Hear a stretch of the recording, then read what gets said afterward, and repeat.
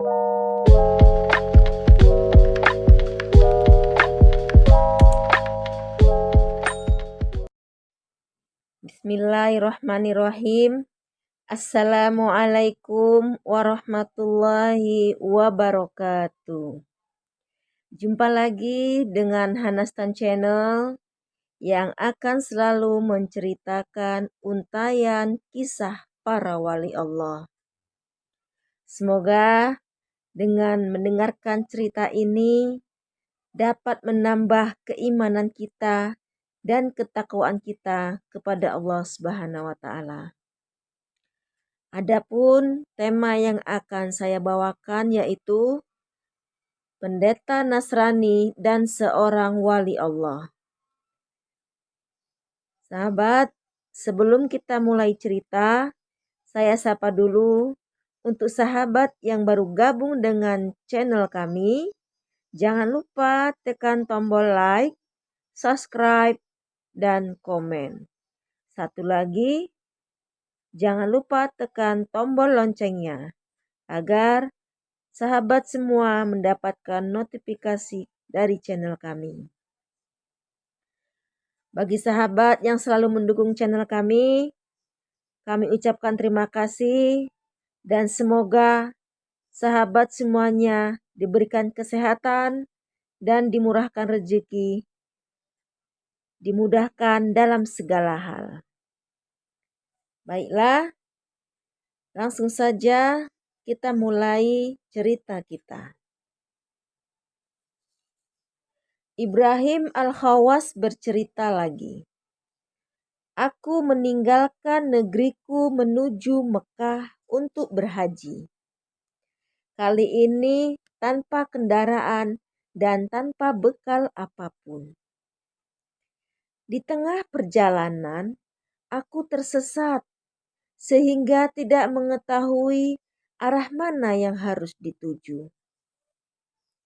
Tiba-tiba aku melihat seorang pendeta Nasrani mendatangiku dan bertanya, "Wahai pendeta Muslim, bolehkah aku menemanimu dalam perjalanan ini?"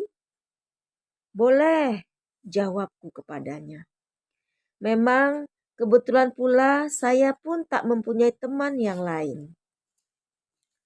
Aku tidak tahu dari mana datangnya pendeta Nasrani itu, dan aku pun tidak mau bertanya kepadanya. Hatiku berkata, syukur aku telah dikaruniai Tuhan seorang teman.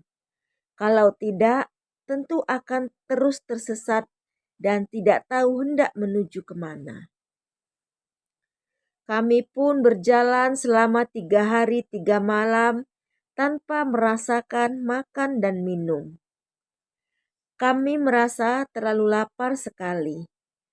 Namun, kami tidak menanyakan, hanya diam saja. Kemudian dengan tiba-tiba pendeta Nasrani itu berkata, "Wahai pendeta Muslim, apakah kau tidak membawa makanan dan minuman untuk kita menikmati bersama?" Mendengar pertanyaan itu, aku agak terkejut.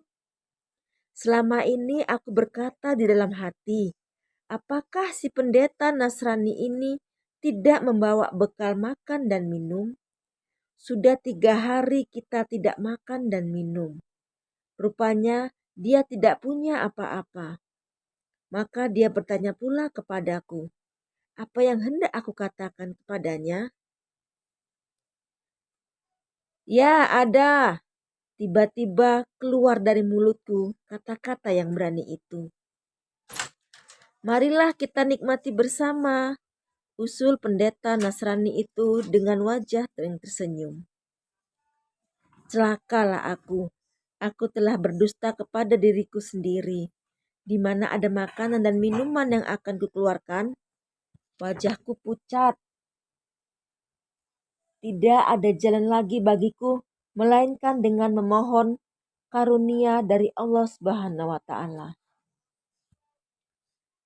Aku menengadah ke arah langit lalu berdoa, "Ya Tuhan hamba, Wahai penguasa yang tiada terbatas, berilah hamba sesuatu untuk menutupi lapar dan dahaga kami berdua. Dan janganlah sampai hamba dihinakan di hadapan pendeta Nasrani ini. Ya Allah, ya Tuhanku, dengarlah permohonan hambamu ini. Tanpa diduga, dengan tiba-tiba turunlah dari angkasa sebuah talam yang berisi roti, daging, dan sekendi air. Kami pun memakannya berdua sehingga kenyang. Serta bersyukurlah kami kepada Tuhan yang Maha Pemurah, yang telah menurunkan karunia-Nya secara luar biasa. Kemudian kami pun melanjutkan perjalanan kami tanpa membicarakan apa-apapun tentang bagaimana turunnya makanan dan minuman dari angkasa itu. Orang Nasrani itu kelihatannya tidak merasa heran, seolah-olah perkara seperti itu adalah biasa saja. Namun begitu aku tetap takjub tentang hal itu, karena itu adalah pertama kali yang berlaku atas diriku. Kini sudah 3 hari 3 malam kami berjalan lagi tanpa makan dan minum apapun. Maka pada hari yang keempat aku berkata pula kepada pendeta Nasrani itu, "Wahai pendeta Nasrani, kini giliranmu pula lah untuk mengeluarkan apa yang ada padamu untuk kita makan dan minum bersama." "Baiklah," jawabnya dengan tenang. Aku heran dan aku ingin lihat apa pula yang dibuatnya. Pendeta Nasrani itu lalu menengadah ke arah langit dan berdoa. Tiba-tiba meluncur dan turun 2 buah talam yang penuh dengan makanan dan minuman. "Silakan makan," pendeta itu menyuruhku. "Ini ada 2 hidangan, satu untukmu dan satu lagi untukku." Aku heran, tidak tahu apa yang hendak aku katakan. Bila dulu aku meminta kepada Allah untuk menurunkan makanan, aku hanya mendapat 1 talam saja. Kini si pendeta Nasrani ini mendapat 2 talam. "Silakan makan." Pendeta Nasrani itu menyuruh lagi. "Tidak, demi Allah, aku tidak akan memakannya sebelum kau menjelaskan terlebih dahulu tentang makanan dan minuman ini," kataku kepada pendeta Nasrani itu. Pendeta itu lalu menjawab dengan wajah yang riang gembira. Dia berkata, "Selama saya menemani Tuan, benar-benar saya tertarik kepada amalanmu itu. Dan saya yakin bahwa selama ini diriku dalam kesesatan yang nyata. Dan jelas sekali saya tak mampu berbuat seperti yang Tuan lakukan itu. Karenanya saya bermohon kepada Allah dengan perantaraan kesolehan Tuan dan kekeramatan Tuan di sisi Allah. Semoga Allah berkenan memberi kami makanan dan minuman." Dan rupanya doa itu dikabulkan oleh Allah. Dan inilah dia makanan dan minuman yang diberikannya. Dan diberikannya kita 2 talam pula sebagai karunia hidangan daripadanya. Maka sekarang saksikanlah bahwa saya telah memeluk Islam. Asyhadu alla ilaha illallah wa asyhadu anna Muhammad dan Rasulullah. Alangkah gembiranya hatiku bila mendengar penjelasan Tuan pendeta itu. Aku terus merangkulnya dengan perasaan terharu. Dan hatiku gembira, tidak pernah gembira seperti hari ini. Kemudian kami pun makan dan minum bersama. Selesai makan dan minum, dia lalu bertanya kepadaku, "Kemana tujuanmu dari sini?" "Aku akan ke Mekah untuk naik haji," jawabku. Aku akan mengikutimu kemana saja, jawab pendeta itu pula. Kami pun meneruskan perjalanan menuju ke Mekah untuk berhaji bersama-sama.